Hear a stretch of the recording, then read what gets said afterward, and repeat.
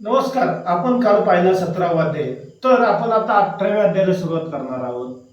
या कुंदे तुषार हरदवला या शुभ्र वस्त्रावना यावी नावर दंडवडगिरा श्वेत पद्मासना या ब्रह्मचातुर्य संकर्ती प्रभुदेव सदा वंदिता सामा पातु सरस्वती भगवती निशय सदा अड्यापा मुंक करोती वाचल्य पुंगु लंगती गिरिमेत कृपा तम वंदे परमानंद माधव नारायण नमस्कृत्य नरचैव नरोत्तम देवी सरस्वती चैव ततो जय मुर्देते त्या वासुदेव वसंतु देव कंसच्या मर्दन देवी की परमानंद कृष्ण वंदे जगत गुरु गुरुर ब्रह्मा गुरुर विष्णू गुरुदेव महेश गुरुदेव ब्रह्म श्री गुरु नमः तस्मै श्री गुरुदेव नमः. अध्याय 18वा. चंपा वार्ता आख्यान. चंपावती आख्यान. गोपीचंद बैरागी झाला. तो बद्रिकाश्रमाकडे निघाला.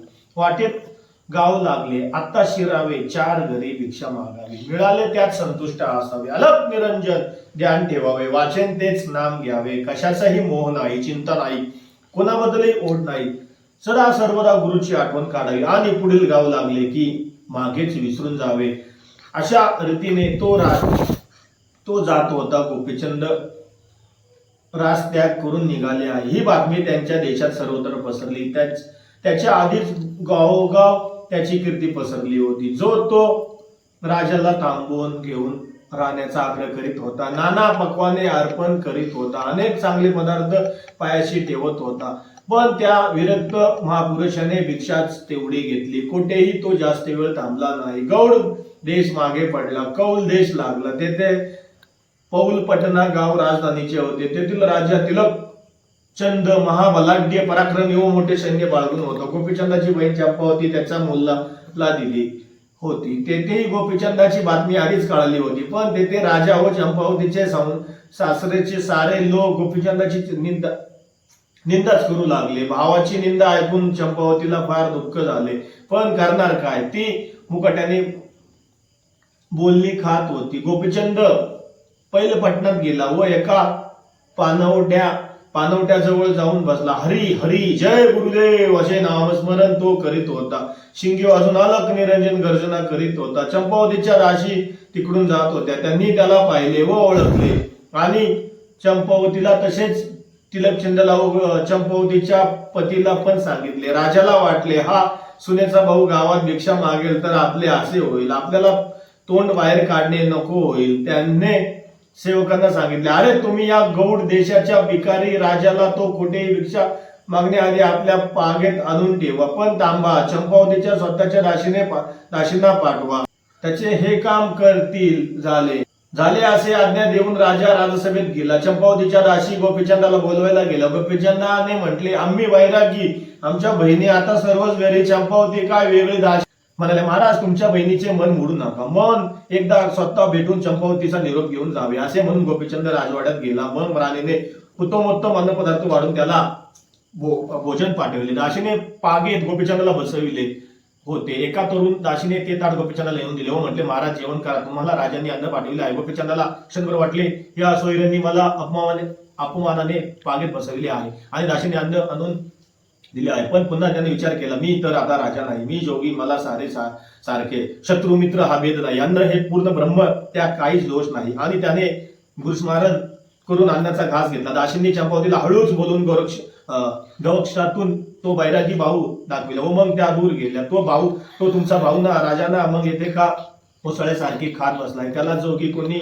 हो केलं? लज्जा नाही का वाटत? काय हो तुम्हाला? हा भनग्ग भिकारी चोरासारखा भाऊ पाहून काहीच कसे वाटत नाही? इत्यादी दुरुत्तरे करून हिनवून त्या चंपावतीला प्रश्न विचारू लागल्या. मग तिच्या नंदना जावा या तिच्यावर तोंड सुख घेऊ लागला. ते कटू शब्द ऐकून चंपावतीला धरणी दुभंगून पोटात गेल तर बरे असे वाटले. तिला भयंकर दुःख वाटले. राग व दुःख यांच्या तिरमिरीत तिने एकटी असताना आपल्या पोटात खंजीर खुपसून घेतला. ती धाडकन जमिनीवर पडली. रक्ताचे तारोळे झाले. ती तात्काळ गतप्राण झाली. इकडे पागेत गोपीचंद दासींना म्हणाला, मला चंपावतीने बोलवले आहे ना, मग तिची माझी भेट घालून द्या. दासी मग अंतपुरात गेल्या. पाहता तो काय, त्या चंपावतीच्या महलातच पडलेली रक्ताची तारोळे जमिनीवर झालेल्या आताडी बाहेर आलेली, हातात खंजीर. तसाच चंपावतीचे प्राण केव्हाच गेले. दासी एकदम चिंचाळल्या. सगळ्या राजवाड्यात वाऱ्यासारखी बातमी पसरली. सर्वजण शोक करू लागले. तिच्या महलात ही गर्दी झाली. सगळे सेवक, दीर, नंदना व जावा, नाना, तर्क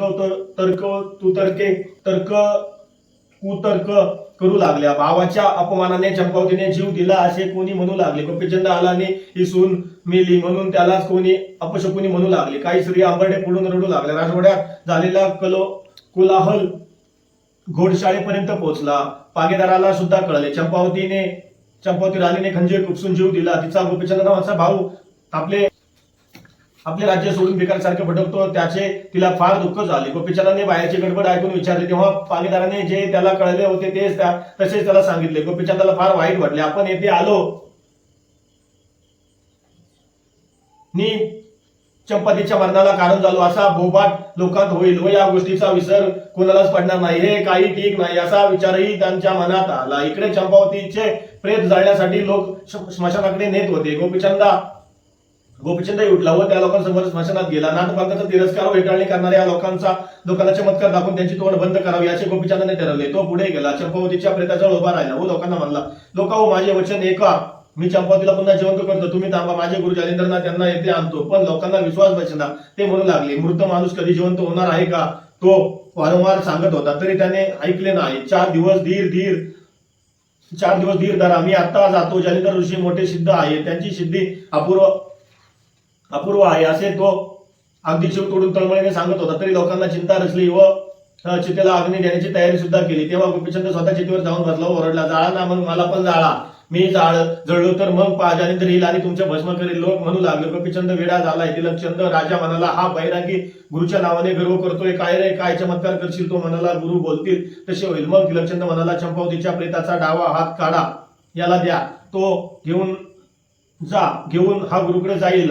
हे आता खाली उतर असे म्हणून तिलकचंदाने प्रेताचा डावा हात तोडून दिला व त्याला जायला सांगितलं. तो येईपर्यंत प्रयत्न झाल्याचे वर आपण ठेवण्याचे कबूल केले. गोपीचंद लेवटणा नगरापासून 5 कोसापर्यंत आला. त्याच्या हाती बहिणीच्या प्रेताचा डावा हात होता. हा नगरात आला तर सगळीकडे नसता बोबाटा होईल हे जालिंदराला अंतदृष्टीने जाणून प्रयान्स्त्र जपून भाडी भस्म लावून तो योगी वायुयोगाने गोपीचंदाला वाटेतच भेटला व त्याने का आलास असे त्याला विचारले. गोपीचंदाने सर्व दुःख वृत्त सांगितले. तो काही चिंता करू नको, मागे फिर, चल मी येतो असे म्हणून मग जालिंदर गोपीचंदासह पैल पटणाला वायुयोगाने आला. राजप्रसादाच्या अंगणात ते शिरले. तेथे सर्व लोक शोक करीत होते. दोघांना पाहून ते लगेच सुटले. तिलकचंद चकित झाला. 4 दिवसाऐवजी प्रवाराच्या आत गोपीचंद व जालिंदर आले. बापरे, हा योगी केवढा तेजस्वी दिसतो. आगीचा लोळच असे मनाशी म्हणत राजा धावला. सुवर्णाचे सिंहासन आणून त्यावर त्याने जालिंदरास बसवले. त्याला फार सन्मानाने वागू लागला. पण त्याने केलेला हा सत्कार दांभिक होता. गोपीचंदाच्या त्याने केवढा अपमान केला नि त्याच्या बहिणीला किती मनस्ताप दिला व त्यामुळे तिने कसा जीव दिला हे जालिंदरला माहीत झाले. त्याने तिलकचंदाची खरपट्टी काढली. नंतर प्रेताचा हात